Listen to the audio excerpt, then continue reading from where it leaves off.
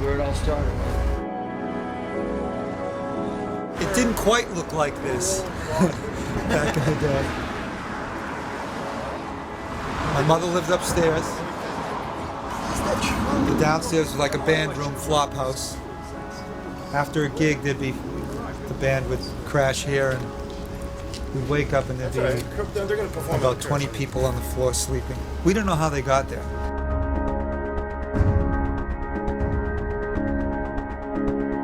Why are we sitting on this porch?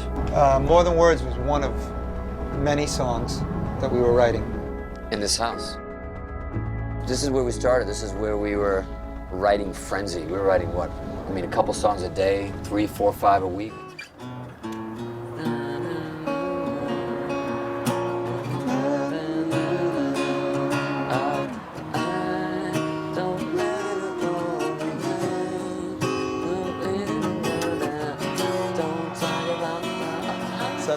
Tell me what you want.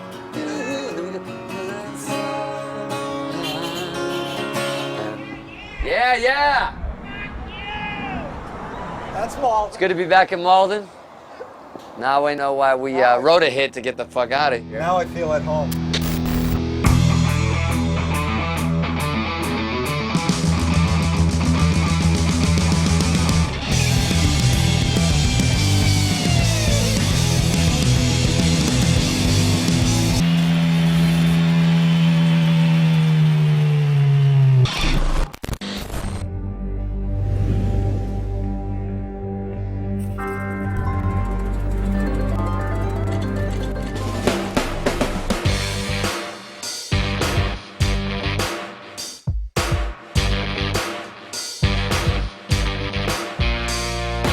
We haven't played Vegas a whole lot, so it's been fun this week coming here and checking this place out. The day we found out, we've been here for 2 months waiting to just gambling, drinking.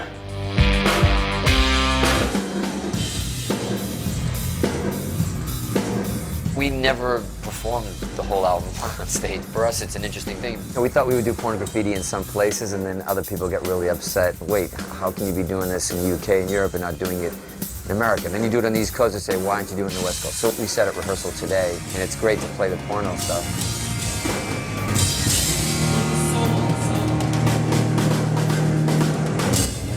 At first, when it became a little trendy to people to tour and do their biggest album from front to back, we were always like, nah, that's kind of, are they doing it for money? Why are they doing it? And then we were trying to do a new album in the sense of getting stuff together, and a tour came up. We were kind of late on getting any new material, and we thought, you know what, let's at least, instead of just going out for no reason, because we had never toured before without new music, we thought, well, let's give it a shot, let's do porno. And as much as we didn't want to at first, it became really fun, and we saw how the fans were reacting to it. It was a challenge for us to do an album from top to bottom and make it at least, recreate it as much as we could.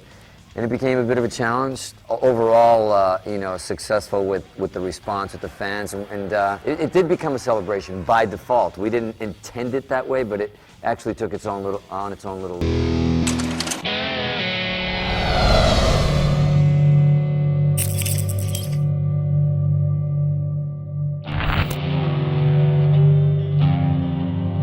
Where it all started, man. 1987. It's where we got signed. See how different it is. Yeah, man, this is where it all happened. We had a good 3 or 4 labels here.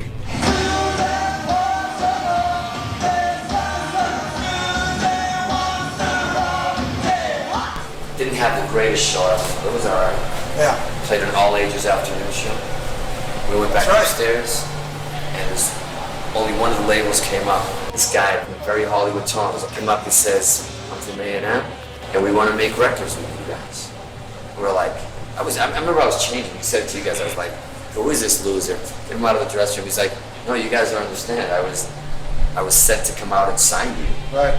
We left. We flew to Portugal for about a week to in the Azores where I'm from to do just for fun to do a festival there.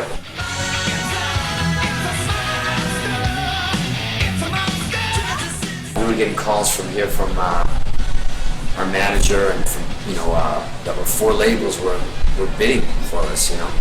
At least 3 or 4. I remember hearing Capitol, CBS, people saying, "Don't sign with them, sign with us." And you know how it is. Nobody wants you, and then That's right. one chick wants you, the other ones want you. When you listen to their vocals and what they do vocally, the 3 of them together, Nuno and Pat and Gary, those voices on those harmonies are unbelievable.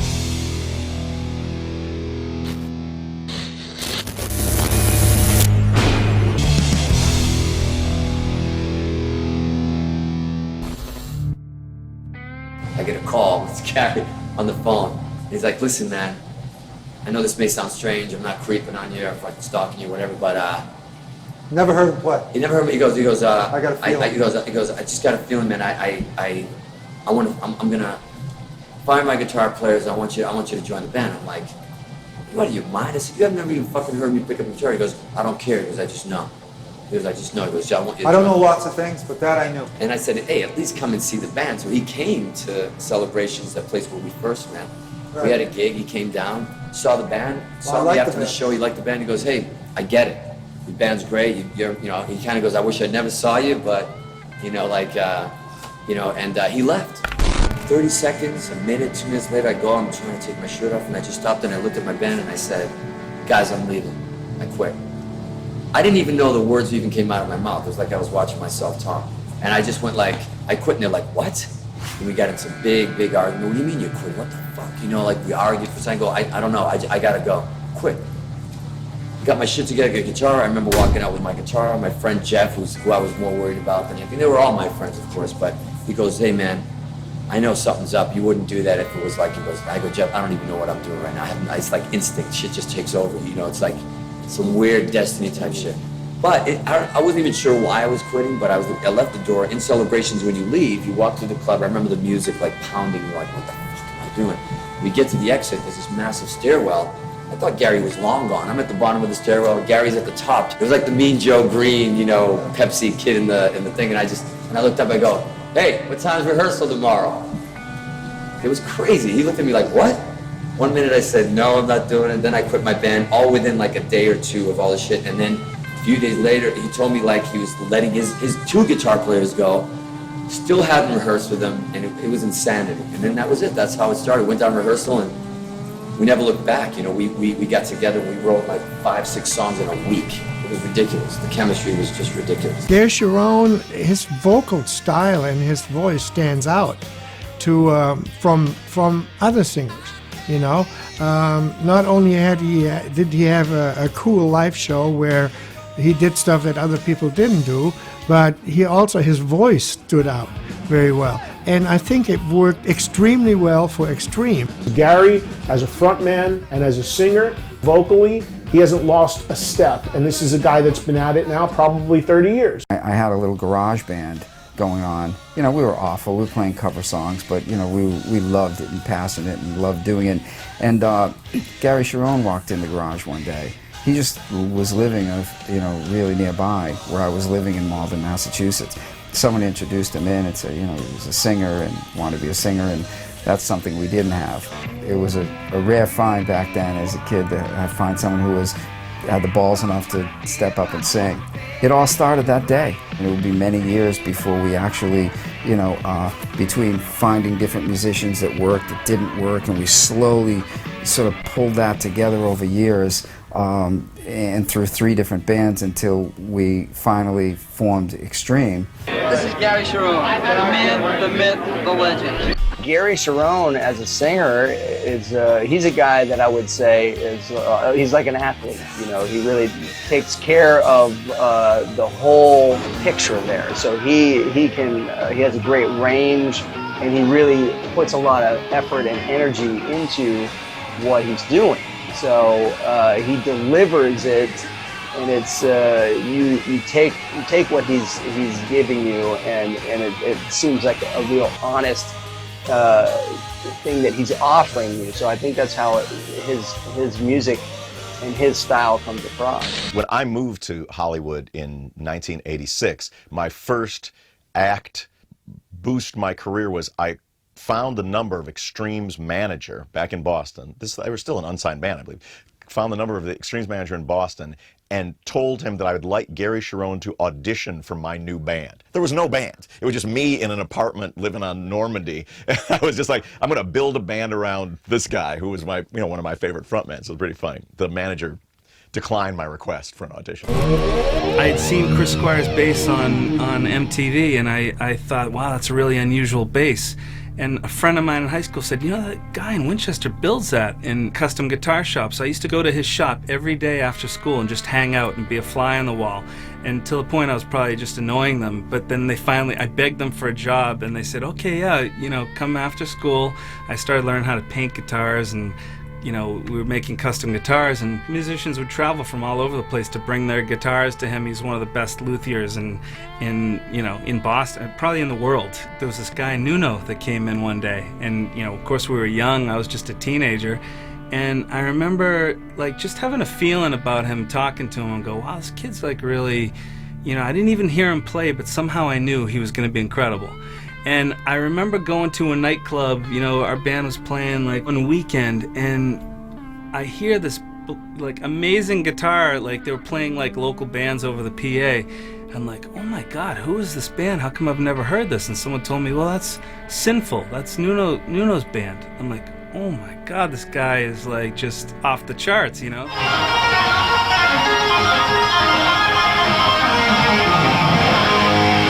I remember then hearing that he had left Sinful and joined this band Extreme, which obviously I knew, you know, Extreme had been around for a while, and they had 2 guitar players. So then they had kind of cleaned house with their original guitar players, and Nuno joined. And there was one club called Narcissus. They had this thing on Halloween where they wanted to get different guys from different bands all to like get together and do like tribute bands to like their favorite bands. Nuno came into the guitar shop one day or called me and he says, hey, we're doing this Aerosmith tribute for Halloween. Do you want to come in and like play Tom Hamilton and be the bass player? I'm like, yeah, it sounds like fun. Little did I know a year from then I'd eventually join the band. I guess I passed the audition as Tom Hamilton.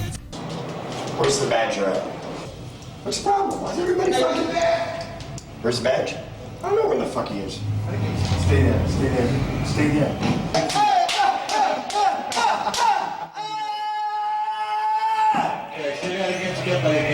Days before the event, the drummer that they had in place broke his arm or leg or whatever it was, and so as an emergency tactic they asked me to sit in and be Joey Kramer of Aerosmith. So we played at Narcissus as the Extreme that we would one time become and not even know.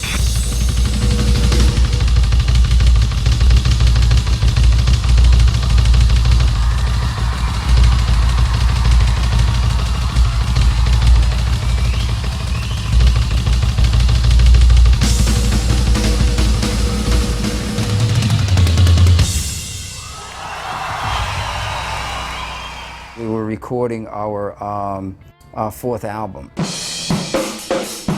One day I had walked out after having recorded something, and I went into the little kitchen area to sit down, and I was on the phone arguing with the merchandiser about whatever I was arguing with him about. And when I hung up, Nuno was sitting in there. He said, I got to tell you something. He said, I hear you on the phone passionately arguing on our behalf for, you know, whatever you were arguing about.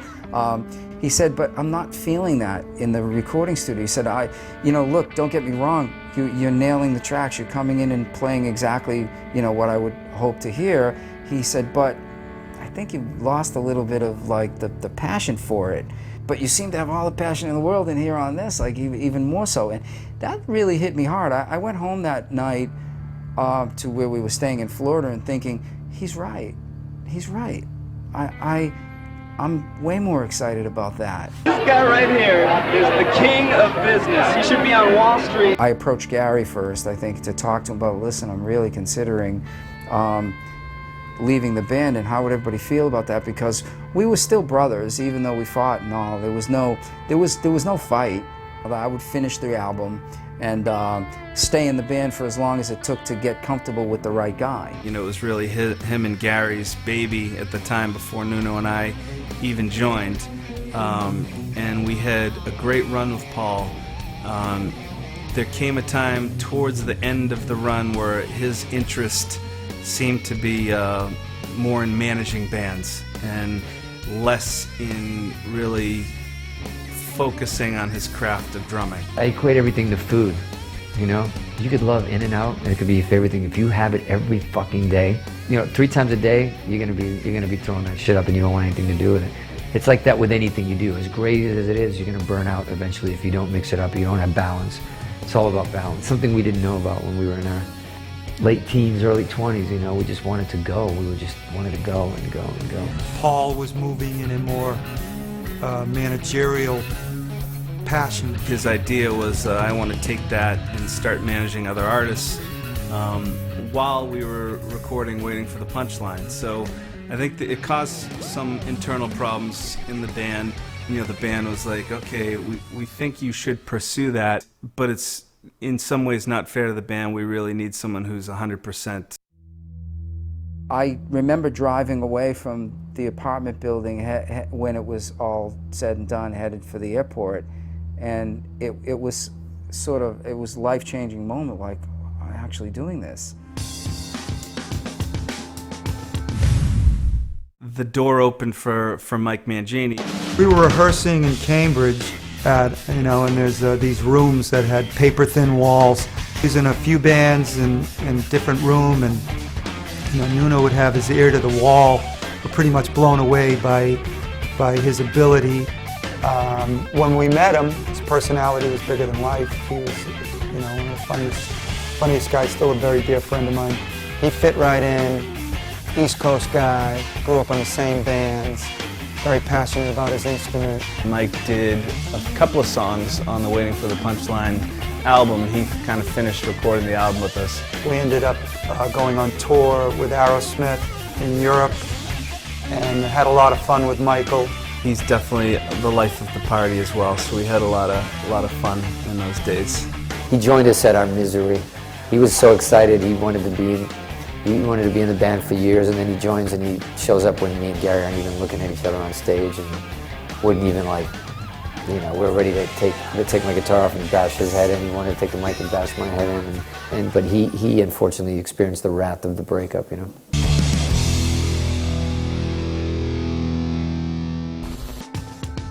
K-Fig is killer back there on drums. I mean, he's been in the band for a long time now, and he just knocks it out and is a perfect fit. You were a fan at one point. Yeah, right? I was a fan. Until he joined the band. I was in high school when the record, when More Than Words really broke. So I was a fan back then. The one thing I appreciate the guys allowing me to do is bring myself to an album that was already written. People already know the songs as the way they are, and I respect the songs, and but like Nuno said, I bring myself to it, and that's, cheers to you guys for letting me. Same old story. I think we've watched enough VH1 Behind the Musics to. It's kind of that same formula where band, childhood friends, everybody loves each other, everything's great, till the end, and then you make this thing called money.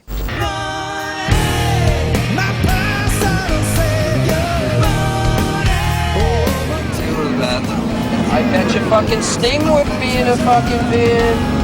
I bet you fucking Bryan Adams would be in a limousine.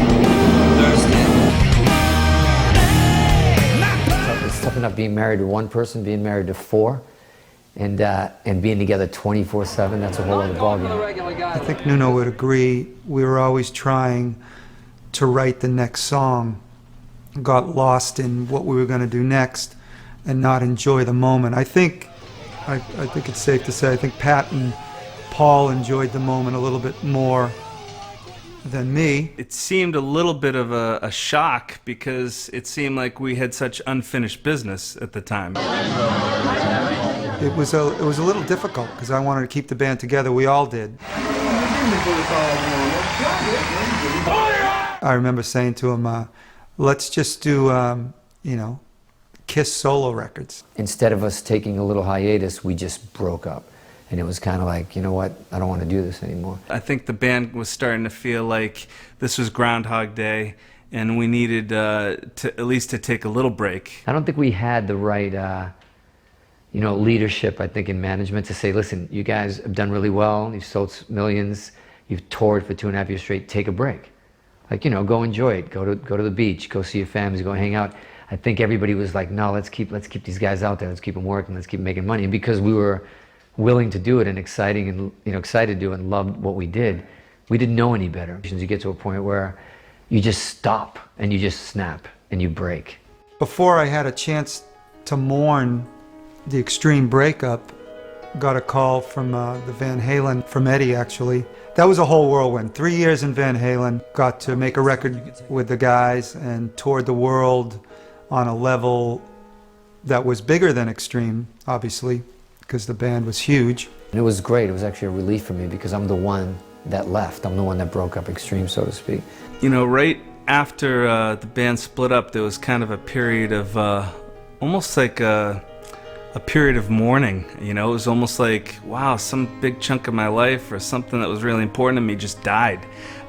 So I think there was a little bit of a period where I felt kind of lost, wondering, well, what is on the horizon, what's gonna, come next. Pat was shoveling alpaca shit at some farm somewhere, just waiting for me to call. No, he was doing stuff too as well. We joke about that, but he does have an alpaca farm. And he's won quite a few awards with his alpacas and stuff like that. Even though at the beginning of Van Halen, I was still mourning the death of Extreme, but was overwhelmed with the whirlwind of Van Halen, and a lot of encouragement came from Extreme. All the guys. I remember Nuno saying during that time when I auditioned, why shouldn't it be you? I went up to 5150 and visited him, and Eddie and stuff while they were recording. And even at that time, as much as Gary was doing it, he still would pull me aside and he said, listen, you tell me, like before this album's released, if you want me to just stop, I will stop right now to do Extreme. Extreme is me, it's what I do. The Van Halen thing's great and it's gonna be great, but he was just like, if you tell me right now, I'm like, no, you gotta do this, man, this is great, but I understood where he was coming from. It was his thing, it was his baby, And I didn't feel the same way at the time. I was really burnt out and I wanted to write some different things. I wanted to play some different stuff. I didn't want it to be like Extreme. I did a solo album with like not one guitar solo on the thing. To me, it was always never if, it was always when. I was itching to get Extreme back together. It took some persuading, but we finally pulled it together to record some new music in 2006, 2007 maybe? And one of those projects that I ended up doing was Satellite Party, which was with Perry Farrell, and it's kind of cool because we went into the studio, we didn't know what it was going to be, and then it turned into this really cool album. And then Perry said, hey, you want to tour this thing? You want to call it a band? Me and you will partner up, got a record deal. And we did it. We went out and toured with them in Europe, UK, for a little while, and then it wasn't what I thought it was when we started, per se. It turned into something else.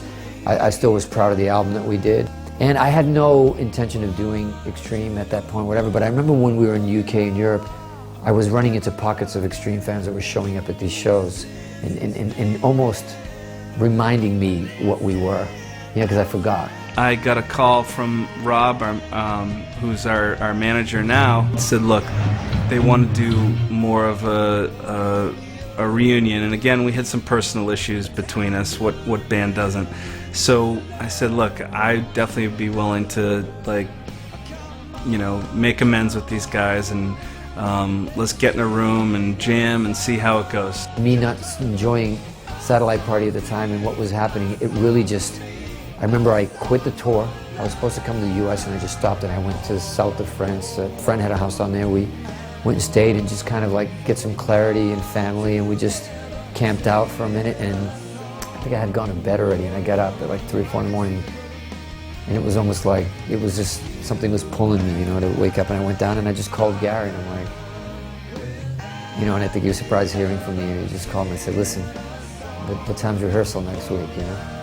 And it was kind of like, it was time, you know, we were ready for it. I was ready for it.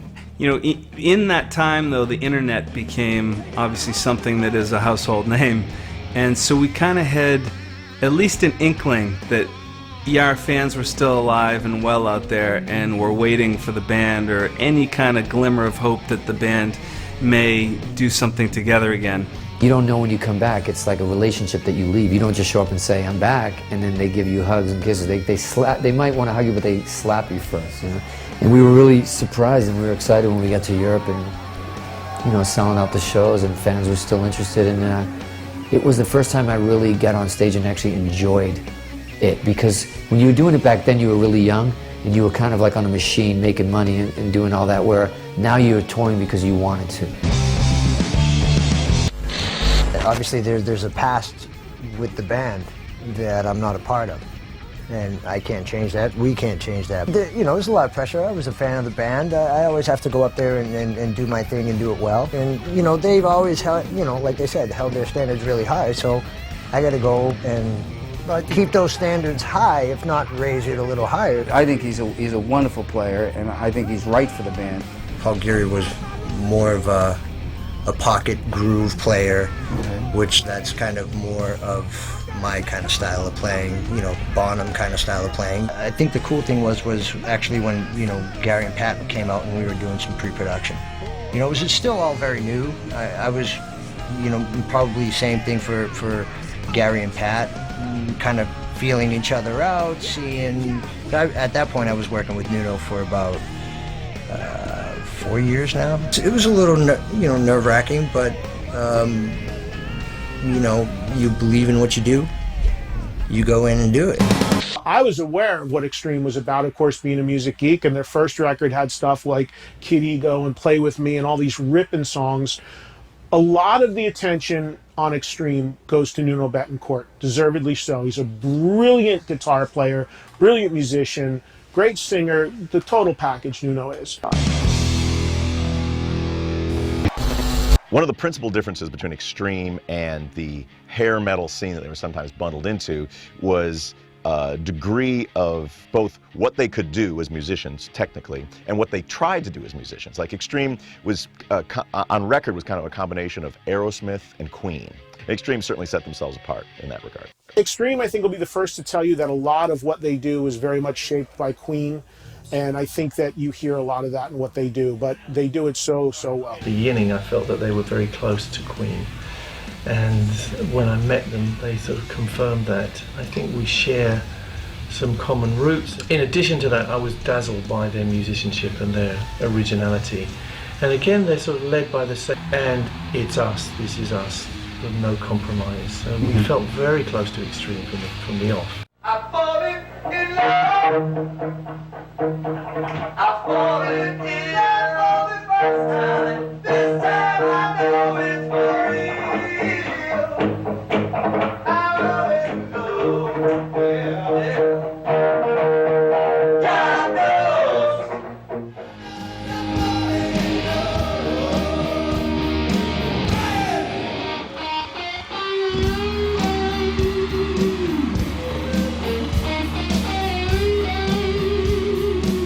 We definitely do bond, yeah. And with your real friends like that, you don't have to be ringing them up every day of the week. You just know that you're always going to meet up and things are going to be okay.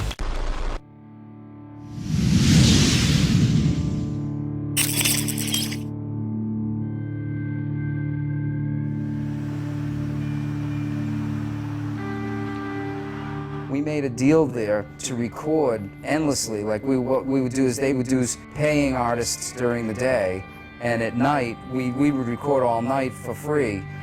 We had recorded some demos in Rhode Island, and through a mutual friend of the band, he had connected them with Pat Danner and Yvette Collins, who were their first managers. And Pat's husband, Fred, owned a studio. And so we had all the resources we needed to cut more demos. I'm not the valet. You got to come out yourself. I'm not opening your door for you. I don't care how long this band's been together. What's up, man? Look at this. Is it the same color? I think it's the same everything. Trying to figure out the first time we were here, 87? Probably 87. We're doing demos. Pat's got an original cassette. Look at this. Holy shit. I found that in an old box of stuff I've been saving. The original demo tape. The original demo we did to get us to the next level. Yeah. Pat's gonna keep that. He's This putting is that on bullshit. eBay. That tree. I peed a lot behind that tree. That's where he kissed his first girl at 22. I remember coming out here. We recorded for some reason. We're always here mostly in the winter, which really sucked. But Which sucked. I remember "Play With Me," that solo, which is like, I was one of the guitar solos I was most excited about. If you remember this, we cut it the night before. I was like, oh my god, with the soul, that's going to be groundbreaking for you and stuff. And I came in the next day. You were sitting in a chair, quiet. Our engineer was quiet. They're all sitting there, and nobody saying anything. I'm like, what the fuck is going on? I remember this. Well, we were bouncing some vocal tracks to a track over there, and we erased your solo. The whole thing gone. I didn't say anything. I just got up. I walked out, grabbed the shovel, and I think I shoveled his whole driveway for like the next 3 hours, just to fucking get all the anger out. Couldn't believe it. I do remember that. Man, Incredible. it's a big step. One small step for man. Is our dinner ready or what?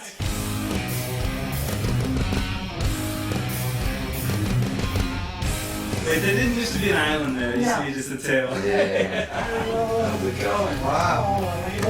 Extreme's real mom. Pat and Fred are two of the most lovable people. I mean, certainly for all of us, myself and the band, they were like surrogate parents to us. You have to realize that when we worked there, we lived there, we ate there, we slept there. Oh my god. All right, wait. It's a time machine. Wow. Gary, remember? Is this where you're making coffee and shit? Yeah. Oh my god. Same everything. Dude, look at some, We were there's some smaller. pictures from the original Oh, there's sessions. Max. There's Bob St. John. Yeah, I remember that. I remember that shot. And I want to say that at that studio, before Extreme got signed with A&M, we recorded 30 to 40 songs. I think having that constant flow of music.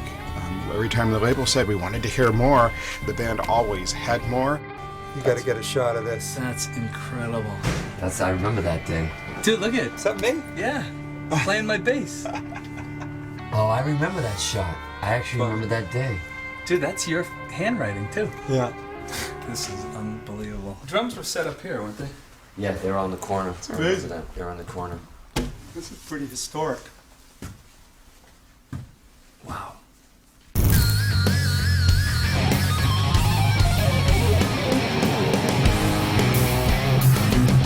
We got Fred Danner, who's actually the owner of the studios here, and I heard he has the masters, and I'm excited. I am so excited. Come on in, man. You found it? Yeah. You dug it up from the vault? What do we got here? We got, let me see.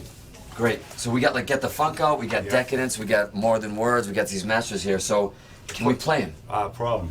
What do you mean there's a problem? Well, the problem is it won't play in the machine. 'Cause Why? The oxide is sloughed off. Wait, time out. I didn't even graduate high school. Slow that down. Okay, the stuff you record on, right? Yeah. It's highly refined iron oxide. In other words, you're recording on rust.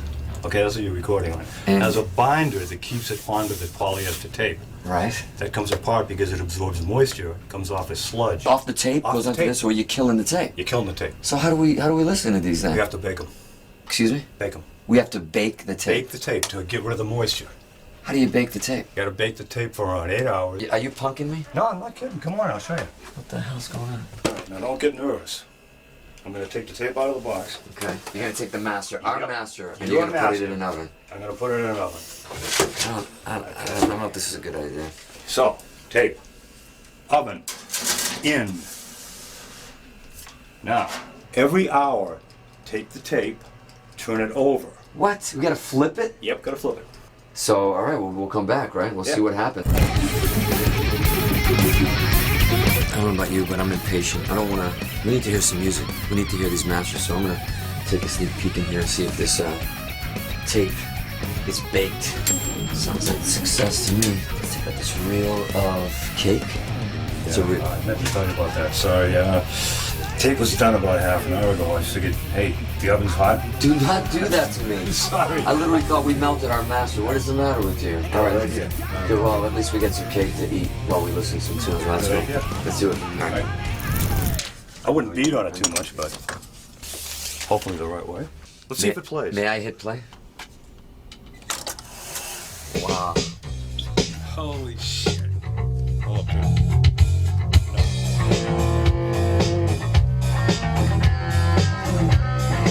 Wow. Sounds like a GK.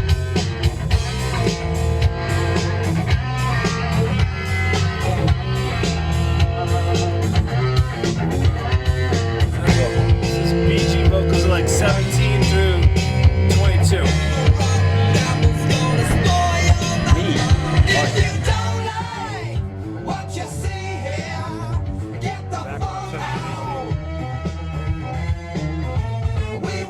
I feel like we actually been transported and it didn't happen.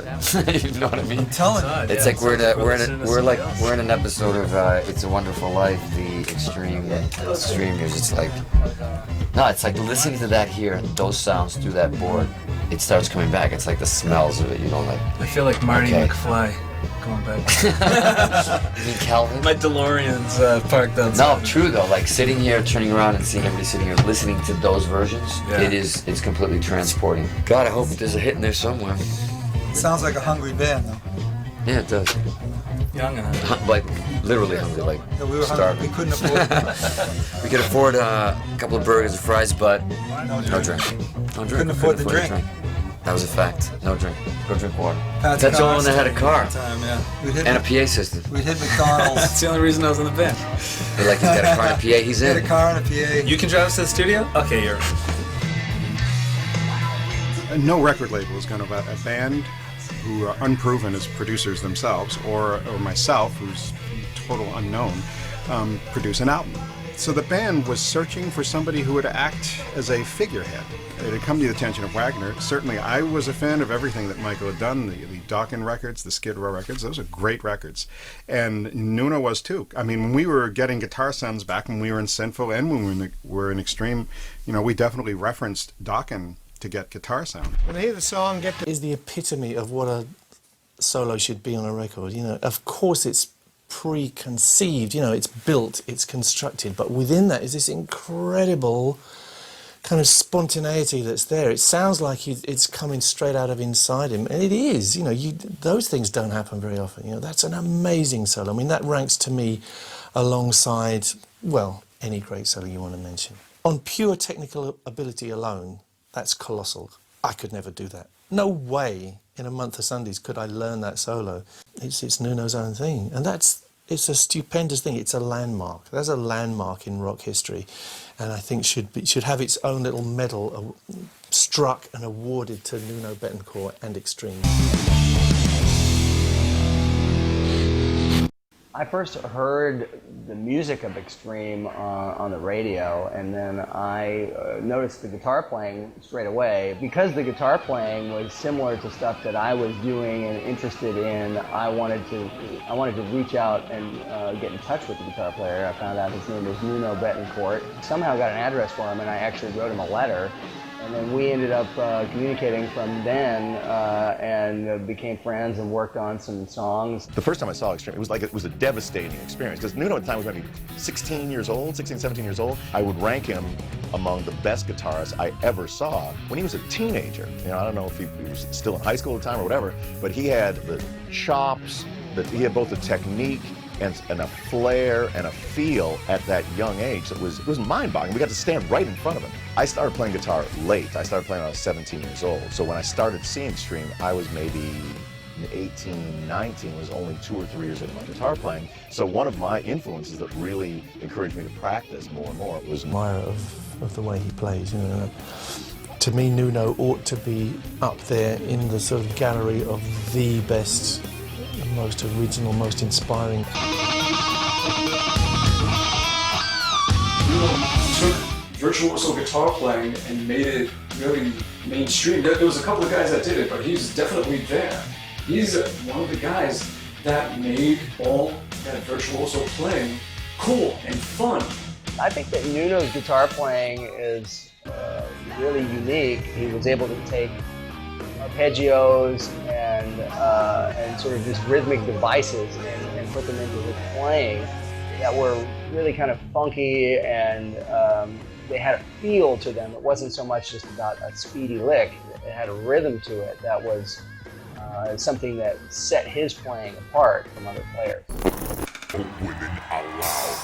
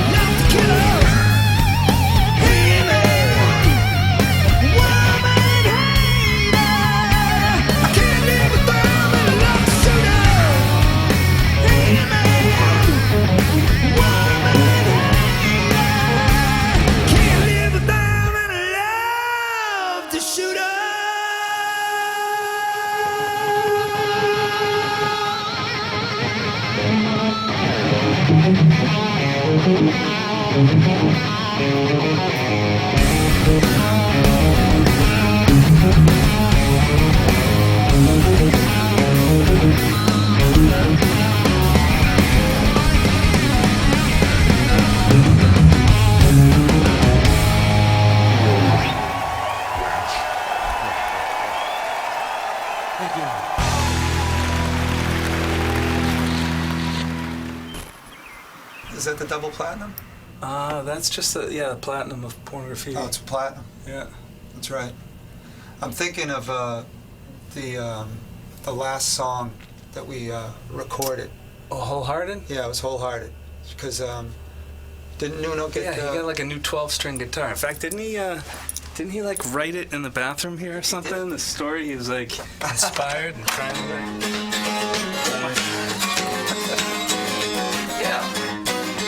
Can a guy get some privacy while he's going to the toilet? I'm writing a hit in here. I'm Please. sorry, man. Sorry. That right there became this a couple years later, right? I got a good feeling you know this one. So help us out and sing along. The songs, when they were brought to me, were pretty much done. They were pretty much written, and I just put my production on it. We actually took 2 of the songs and that were demos and put the demos on the album because they were good enough to go on the album. That was Wholehearted and When I First Kissed You. We had about 60-70% of the record done from what we did in Boston. A lot of vocals, nearly all of the backgrounds, some of the bass, some of the guitar we had done already. That we were just looking to enhance it, and Michael said, well, he'll mix it. It already had its own magic together.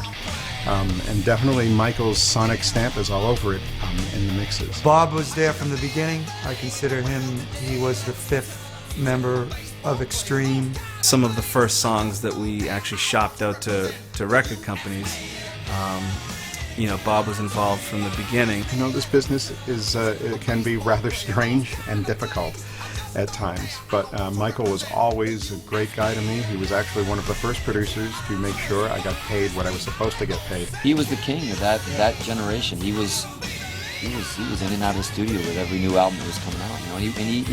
He'd come up with great sounding albums. He really did. For us, in making that album, it was the first time, we had all come from Boston. So here we basically moved to LA for the time we were recording and made the record here in LA with Michael. So we, was this new and exciting place for all of us. They were wonderful songwriters. They had great songs. I think what ultimately made it a hit was More Than Words, the song More Than Words, which was the second single of the album after one of the rock songs. And one of the rock songs came out first, and it was one of the rock songs, and it was not getting the attention that a ballad could have gotten. So they came out with More Than Words, and the album shot through the roof. You kind of have a certain feeling, wow, this is amazing. Saying I love you is not the words I want to hear from you. It was a magic moment at the Nobel Peace Prize. I invited Nuno up because we had done a stint in Africa. It was perfect because with Malala there speaking about how she got shot in the bus and to forgive people, and Kalash speaking about the world, it was just a perfect moment, More Than Words. And we did it, we nailed it, and I saw tears in the audience. And it was such an honor to do that with him. And I bought him a great leather jacket because I knew it was real cold where he was going, and I was going to Maui. So. Another great moment with Nuno and I is when he told me the record label head told him that song wasn't a hit. Now, hey, can it happen? Yeah. The sheer tenacity that he had calling this guy out and saying, yeah, it is, you're not releasing anything but that song. When Nuno told me he did that, it took him up so many more notches than who I thought he was beforehand that I'm just so proud of you, Nuno, for doing that. And what an honor it is to sing that song with you, as I heard you and Gary do night after night when you were on tour with us. You guys are from Boston? Whoa, excuse me. You say darkness is your friend? I was born in it. Boston does have its moments. So here's the Extreme and Aerosmith and Nuno Bettencourt and Gary and the rest of the guys in the band.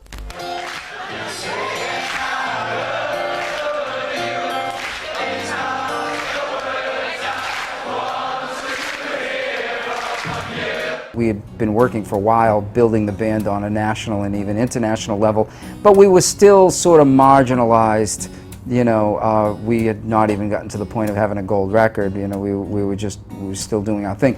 And when we got on the plane and left for Europe, who would ever known that America would never be the same? I mean, when we left, we had More Than Words that had come out, but it hadn't really gotten that level of steam yet. While we were in Europe, we were getting calls from our families and talking to people week after week that, wow, we're hearing this on the radio all the time, and MTV's playing the video, and it just kept going and going until it was wild that we were inside the top 5 on the top 40. And I was on the phone, I believe it was with Jim Garneau, who was worked at A&M Records. I think he was the one to give me the news that you're going to be the #1 record in the country next week. We got there. And I lost my mind. I hung up the phone, and I had the privilege of running down to the bar at the hotel and rounding up the guys to tell them that we had done it. We had the #1 song in America. Check this out, man. Oh, man, this is cool. That's the closest picture to me I've ever seen in my entire life. More Than Words was here. It was on this porch. My sister Fatima, who I think hated everything I was doing. And I remember when we recorded, we did a quick 4-track version of it just so I could take it back. I went back to Hudson, Mass, where I live. I was playing it in the kitchen, and then my sister, who ignores everything I did, walked by and goes, "What is that?" I go, "It's just a song that we wrote." She goes, "It knows nothing about the music business or about it." She goes, "Make sure you get that copywritten. It's going to be a hit," and walks away. And I was like, who was that woman? She usually says, "Shut up, turn that shit down. It's awful music you're playing." And so I thought, wow, maybe she's right. Maybe she was the first one.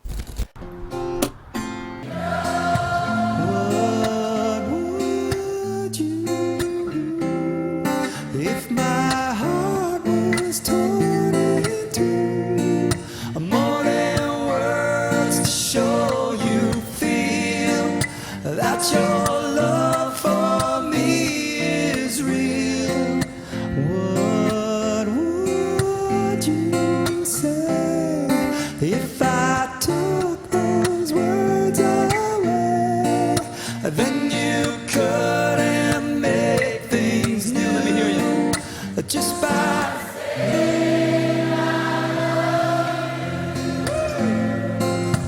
la di da da di da di da. More than words. Yes. Everybody sing it.